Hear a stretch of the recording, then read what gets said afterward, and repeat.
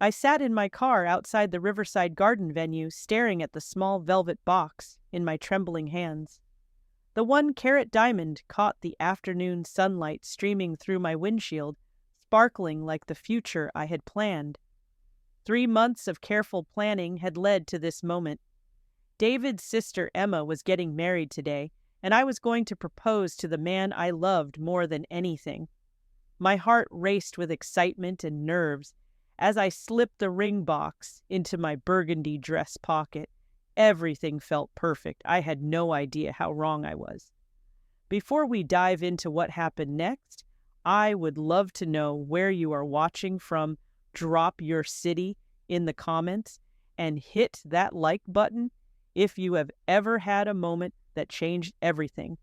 And do not forget to subscribe because trust me, you will want to hear how this story ends. Now, let me tell you about the day that completely turned my world upside down. Meeting David 3 years ago felt like finding my missing puzzle piece. I was 22 then, working my first marketing job in Portland, Oregon, when I literally bumped into him at Ground Coffee on Northwest 23rd Avenue. He was rushing out with his laptop bag. I was rushing in for my morning latte, and we collided right at the doorway. His papers scattered everywhere, but instead of being annoyed, he laughed this warm, genuine laugh that made my stomach flip. We spent the next hour talking over coffee, and I knew right then that this man was different from anyone I had ever met. David worked as an accountant for a small firm downtown. He was steady, reliable, and had this way of making me feel like the most interesting person in the room. Our first real date was a camping trip to Mount Hood that October. I had never been camping before, but David patiently taught me how to set up a tent, build a fire, and even convinced me to try fishing. When I caught my first trout, a tiny thing barely 6 inches long, he cheered like I had just won the Olympics. That night, lying under more stars than I had ever seen, he told me about his dreams of starting his own accounting practice. Someday, maybe even buying a little house with a white picket fence. The next 2.5 years flew by in a blur of happiness.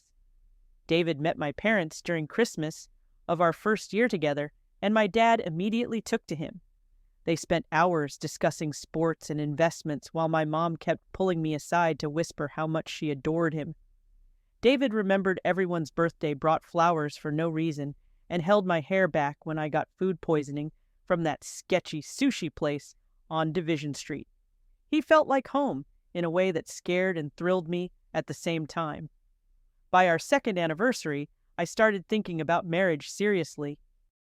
David would make comments about couples we knew getting engaged, always with this dreamy look in his eyes. When his coworker Marcus proposed to his girlfriend last spring, David spent the entire evening talking about how romantic it was how Marcus had planned everything perfectly. I started dropping hints about rings I liked, pointing out happy couples we saw at restaurants, even suggesting we walk through the jewelry section at Macy's when we were Christmas shopping. David always smiled and nodded, squeezing my hand in a way that made me believe we were on the same page. The idea to propose at Emma's wedding came to me 4 months ago when David mentioned how perfect it would be to have a proposal at a beautiful venue with family around. He said it while we were watching a romantic movie where the guy proposed at his sister's wedding. I took it as a sign that this was exactly what he wanted. I started planning immediately because if David wanted a perfect proposal, I was going to give him one that would take his breath away. Choosing the ring took me 3 weekends of careful shopping. I visited Tiffany & Company downtown, a family-owned jewelry store in the Pearl District, and finally, Kay Jewelers at Washington Square Mall. I paid attention to everything David admired when we window shopped together. He always stopped at classic solitaire settings, commenting on how elegant and timeless they looked. The ring I finally chose was a stunning round-cut diamond, 1 full carat set in white gold, with a simple band that would let the stone be the star. It cost me 3 months of salary, but David was worth every penny. I saved money by bringing lunch to work every day instead of eating out with my coworkers. I canceled my gym membership and started running in the park instead. I even picked up freelance marketing projects on weekends, designing social media campaigns for small local businesses.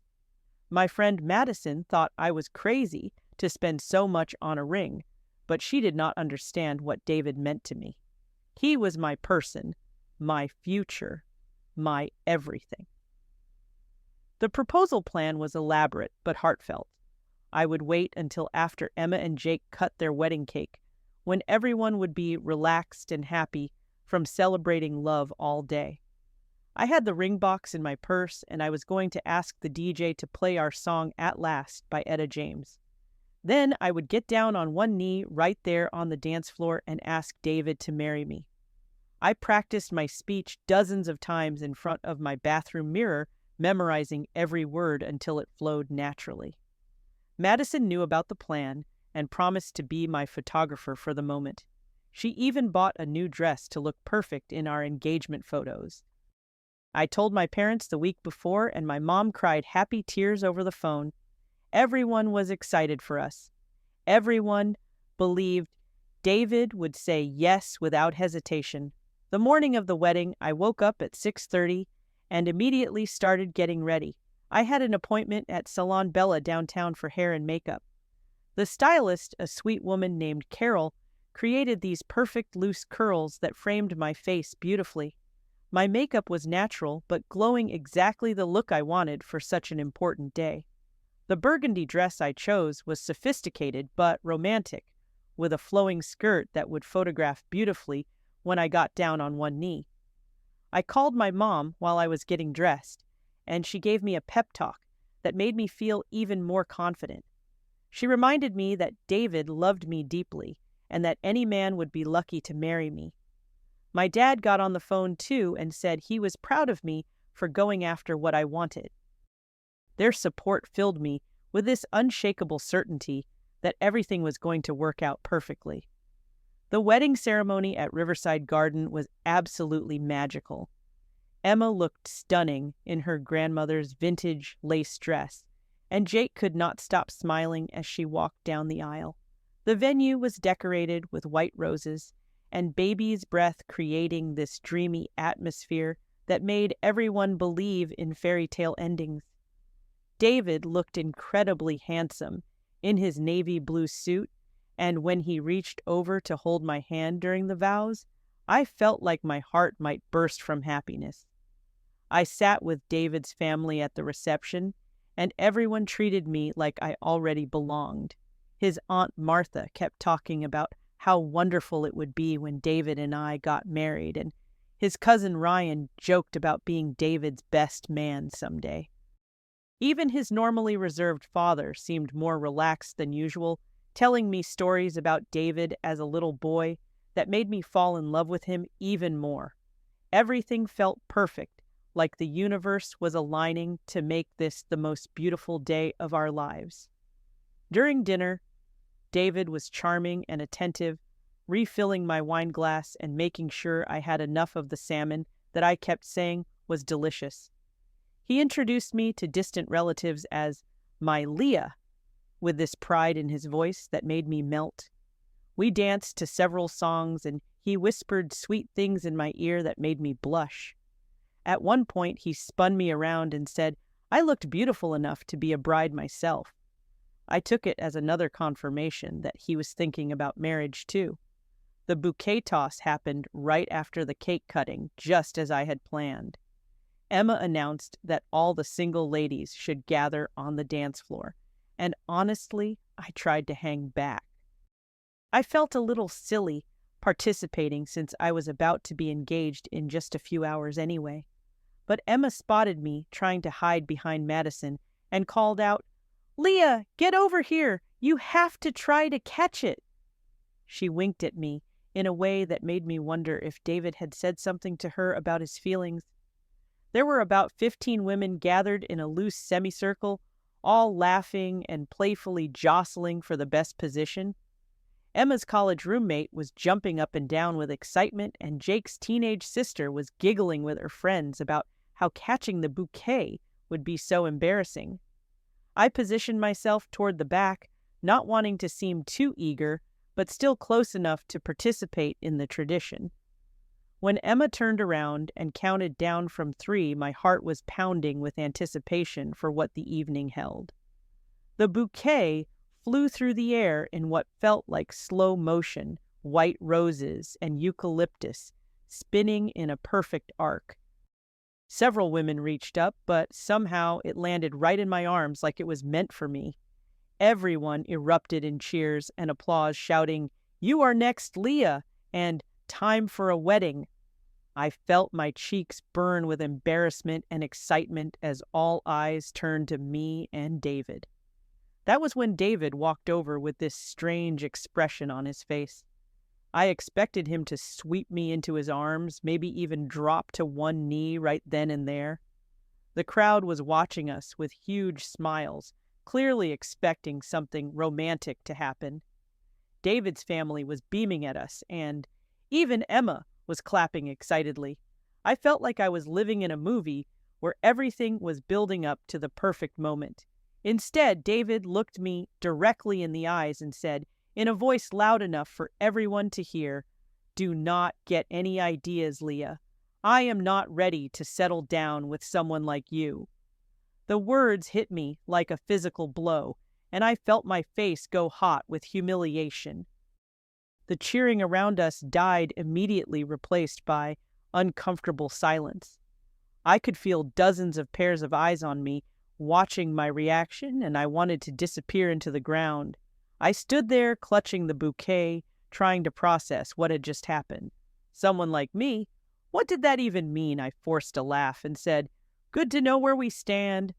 But my voice came out shaky and weak. David seemed to realize that everyone was staring at us in shock, so he quickly tried to cover by saying it was just a joke, but the damage was already done. I could see the pity in people's eyes, and it was unbearable. Madison appeared at my side immediately, putting her arm around my shoulders and steering me toward the ladies' room. I held it together until we were inside, and then I completely broke down. The words kept echoing in my head. "Someone like you, someone like you. What was wrong with me?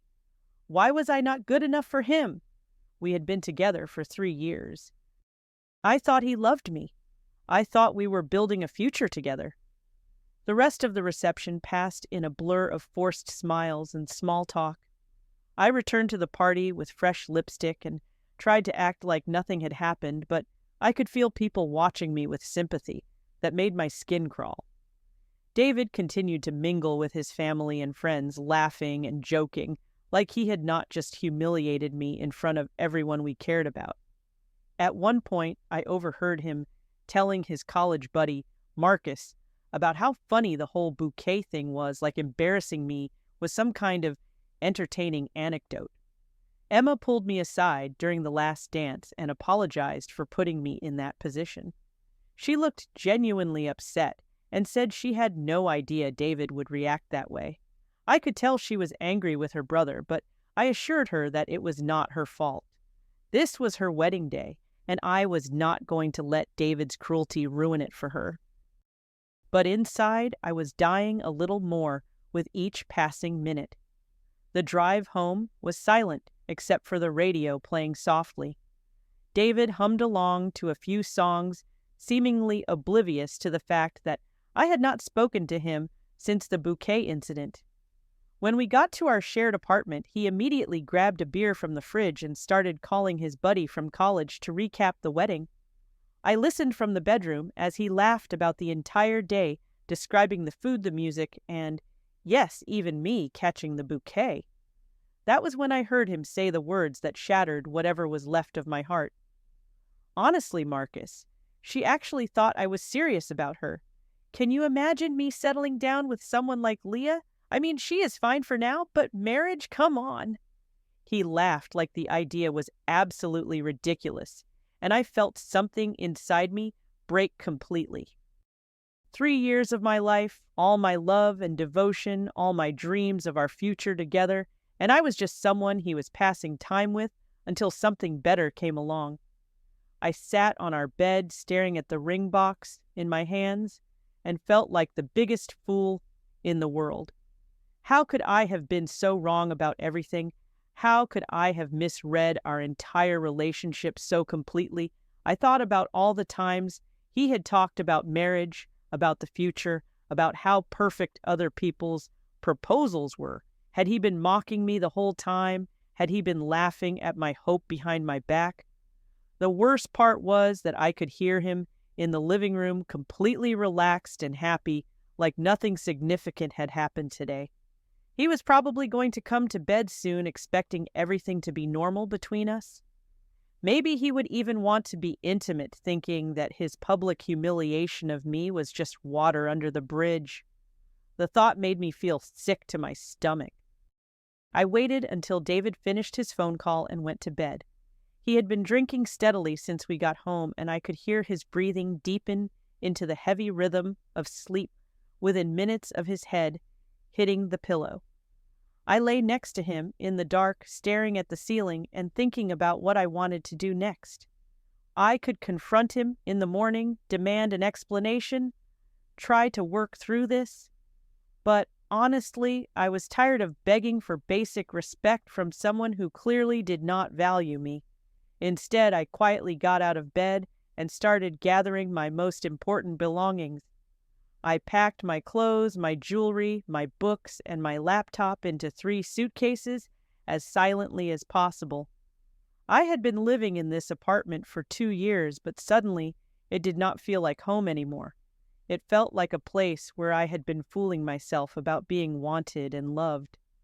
I called Madison from the kitchen at 2 in the morning, whispering so I would not wake David. She answered immediately, like she had been waiting for my call, and when I asked if I could stay with her for a while, she said, of course, without asking any questions. She knew.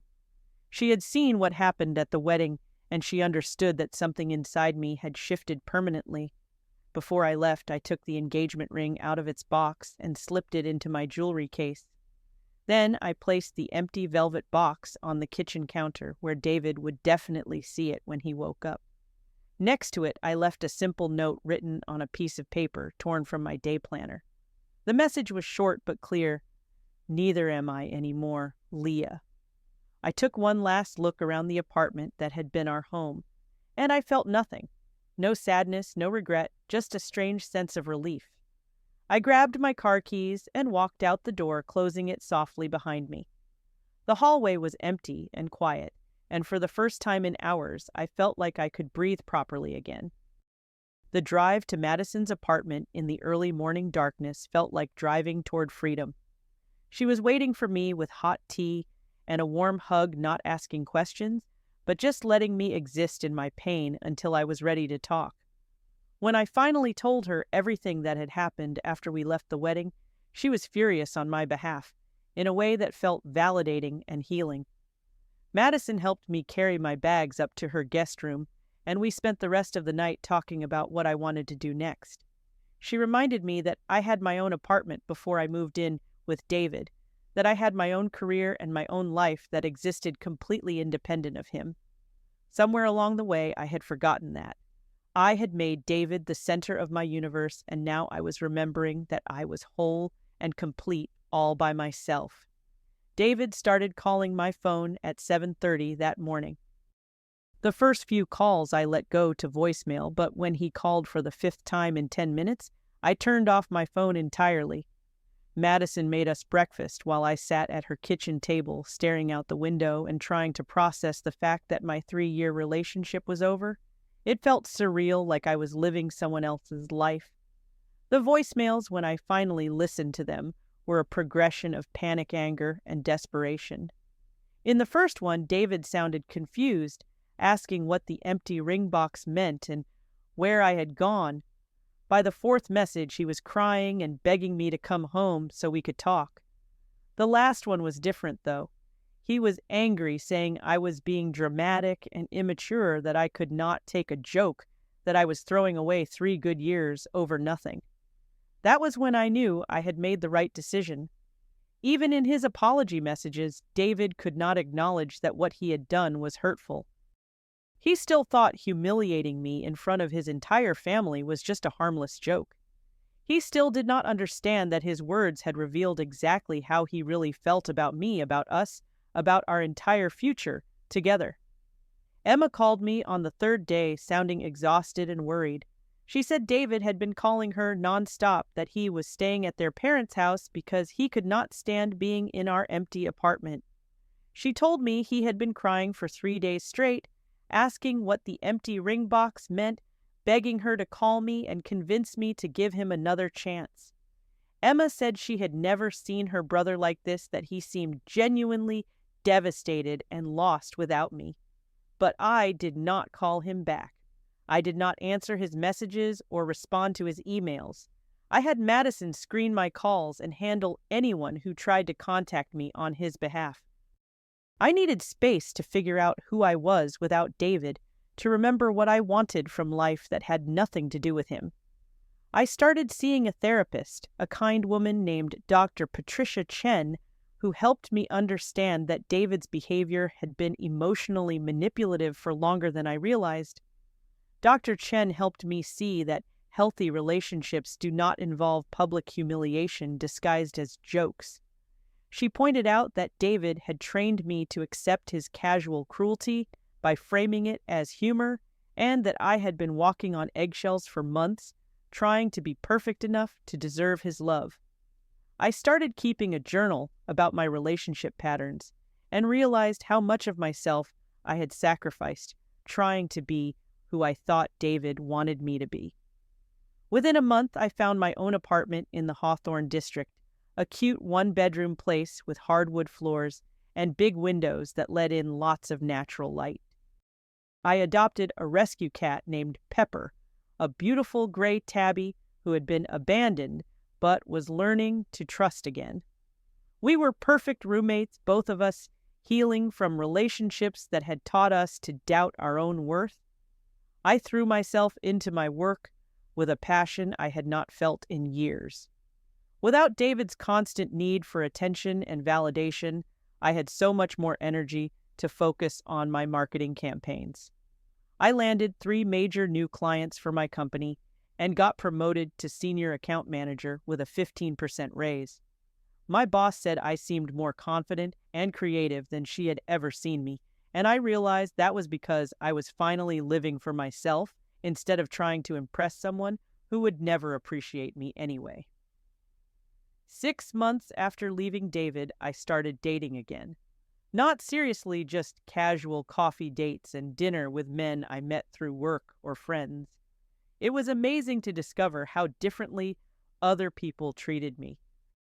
These new men asked about my opinions, remembered details about my life, and never once made me feel like I was lucky they were willing to spend time with me.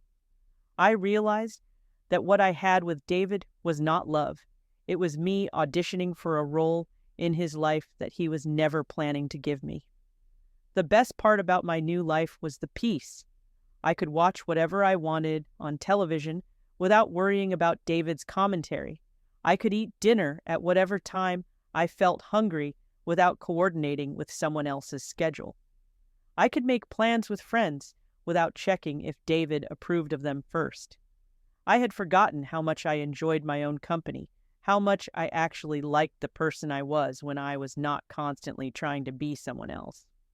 Looking back now, 2 years later, I can honestly say that catching Emma's bouquet was the best thing that ever happened to me. David's cruel response to that moment revealed exactly who he was and what he thought of me. If he had proposed that night, if he had played along with my fantasy for a few more months or even years, I might have married him. I might have spent my whole life trying to earn love from someone who saw me as temporary entertainment. Sometimes the most painful moments become the most liberating. That empty ring box was not just the end of us.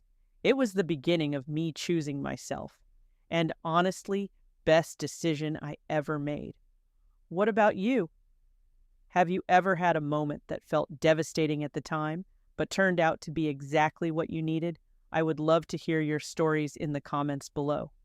If this story resonated with you, please give it a like and subscribe to hear more about choosing yourself even when it is scary. And do not forget to share this with anyone who might need to hear that they deserve better than settling for someone who does not see their worth. Thank you for listening to my story, and remember that sometimes walking away is the bravest thing you can do. I wish you all the courage to choose the love you truly deserve.